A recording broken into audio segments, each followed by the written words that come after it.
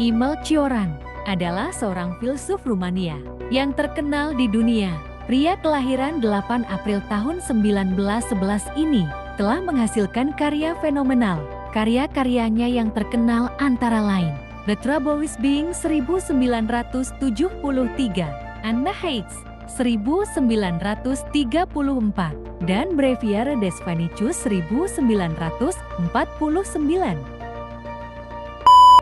Semakin banyak yang menderita, semakin sedikit yang dituntut. Memprotes adalah tanda bahwa seseorang tidak melintasi neraka. Selama seseorang percaya pada filosofi, dia sehat. Penyakit dimulai ketika seseorang mulai berpikir. Hanya optimis yang bunuh diri, optimis yang tidak lagi berhasil menjadi optimis. Yang lain tidak punya alasan untuk hidup. Mengapa mereka harus mati? Peradaban dekaden berkompromi dengan penyakitnya, menghargai virus yang menginfeksinya, kehilangan harga dirinya. Karena semua kehidupan adalah kesia-siaan, maka keputusan untuk eksis pastilah yang paling irasional. Saya tidak mengerti mengapa kita harus melakukan sesuatu di dunia ini, mengapa kita harus memiliki teman dan aspirasi, harapan dan impian. Bukankah lebih baik mundur ke sudut dunia yang jauh, di mana semua kebisingan dan komplikasinya tidak akan terdengar lagi? Kemudian kita bisa meninggalkan budaya dan ambisi, kita akan kehilangan segalanya dan tidak mendapatkan apa-apa. Untuk apa yang bisa diperoleh dari dunia ini? Saya merasa benar-benar terlepas dari negara manapun, kelompok manapun.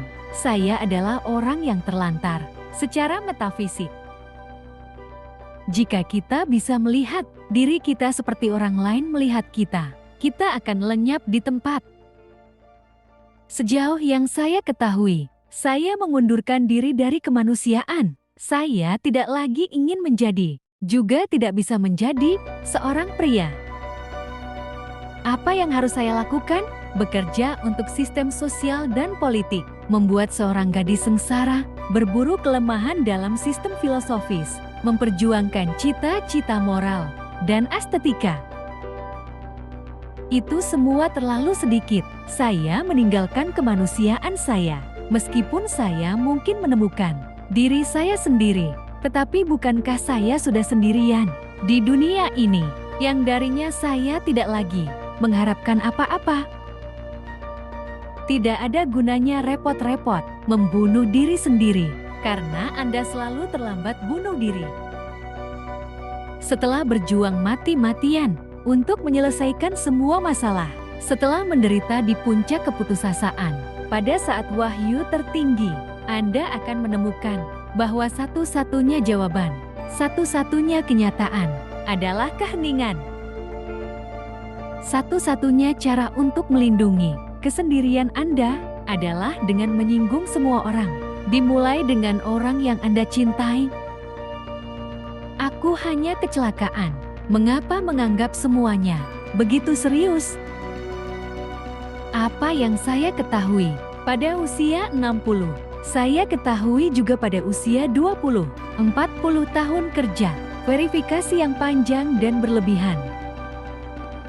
Pertimbangkan cinta, apakah ada pencurahan yang lebih mulia, pengangkatan yang tidak terlalu mencurigakan, getarannya menyanyi musik, bersaing dengan air mata, kesendirian dan ekstasi. Agung, tetapi keagungan yang tak terpisahkan dari saluran kemih, transportasi yang berbatasan, dengan ekskresi, surga kelenjar, kesucian lubang yang tiba-tiba.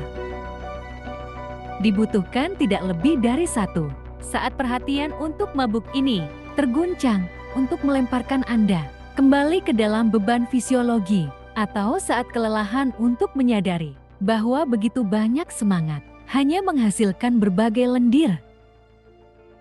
Apa yang kamu lakukan? Dari pagi hingga malam, aku menahan diri. Bagaimanapun juga, usia tua hanyalah hukuman karena telah hidup. Fakta bahwa hidup tidak memiliki arti adalah alasan untuk hidup apalagi. satu-satunya. Kekacauan menolak semua yang telah Anda pelajari. Kekacauan adalah menjadi diri sendiri. Misi saya adalah untuk membunuh waktu, dan waktu untuk membunuh saya. Pada gilirannya, betapa nyamannya seseorang di antara para pembunuh.